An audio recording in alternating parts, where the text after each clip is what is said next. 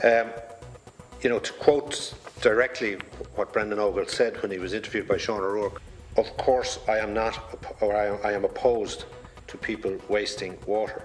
Of course I'm opposed to people who waste water. That's not the I haven't question. got a swimming pool, Sean, have you?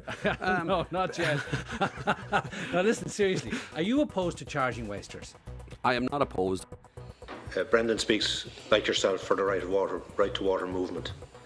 He was asked specifically if he was opposed to charging people for excessive use, and he said he is not. Is that not the viewpoint of the right to water movement, or it is?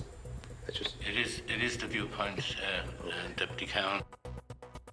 If this committee was in a position to agree a process by which people who use excessive amounts, in the opinion of this committee, were charged, you're happy with that? Thanks.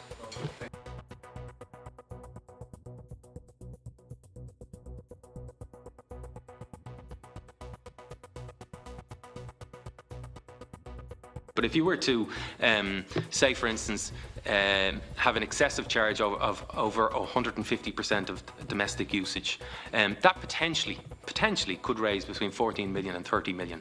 Now, to me, economically, it doesn't make sense that you would try to raise 14 to 30 million, chasing down probably 7% of households. You're spending 270 million in order to do that. So spending 270 million for a return of 30 million just makes no economic sense.